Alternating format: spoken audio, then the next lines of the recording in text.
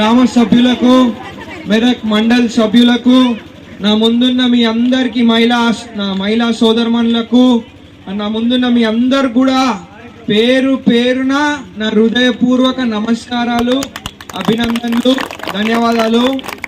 మరి మీకు తెలుసు, మరి మా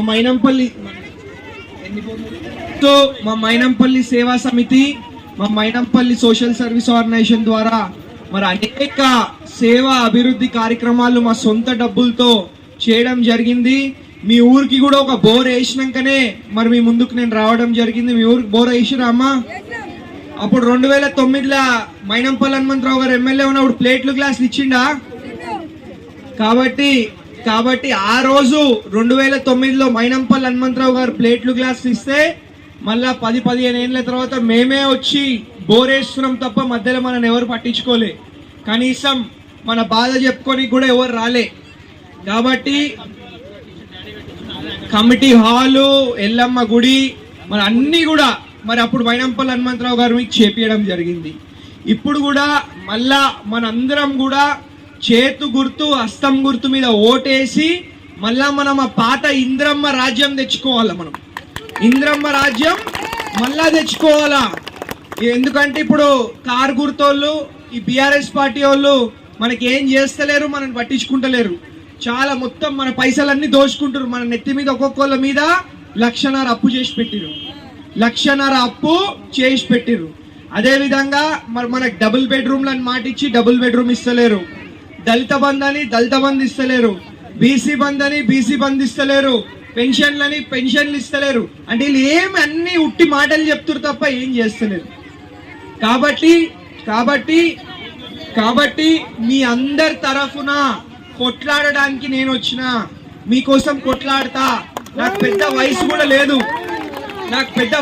లేదు, నేను ఎవరికి భయపడటోండి కాదు. కాబట్టి మీ అందరి తరఫున కొట్లాడతా, మీ అందరి కష్టాలలో పాల్పంచుకుంటా, మీ అందరి సమస్యలు కూడా తీర్చే విధంగా నేను పనిచేస్తా. కాబట్టి ఒక్కసారి మీ అందరి ఆశీర్వాదం, మీ అందరి దీవెన, మరి మీ అందరి దయ కూడా నా మీద ఉండాలని చెప్పి మరి మీరు నాకు బలం ఇచ్చినట్టయితే నేను మీకోసం కొట్లాడతా.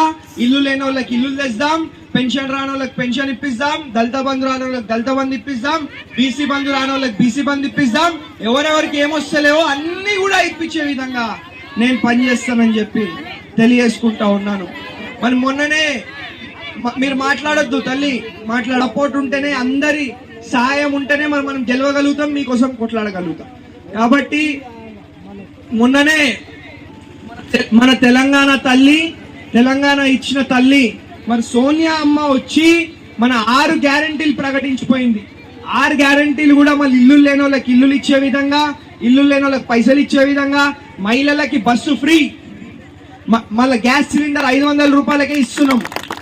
మళ్ళీ మనం ఏంటంటే మాట ఇస్తే మనం చేసి చూపిస్తాం. ఇంద్రమ్మ గురించి మీకు తెలుసు కదా ఎట్లుంటుంది ఇంద్రమ్మ రాజ్యం అనేది.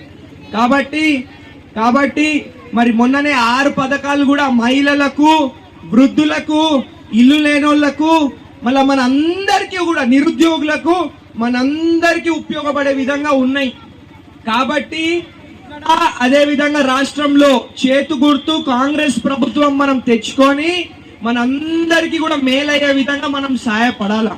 కాబట్టి మీరు, ఎందుకంటే వీళ్ళు ఇప్పుడు ఉన్న వాళ్ళు ఎట్లున్నారంటే వీళ్ళు చెయ్యరు, చేసేటోళ్ళని చేయనియరు. అంటే మంచి పని చేసిన వాళ్ళని కూడా చేయనిస్తలేరు.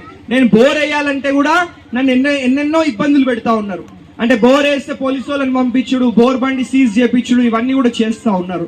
కాబట్టి మీ అందరు కూడా నాకు బలం ఇవ్వాలా, మీకోసం నేను కొట్లాడతా.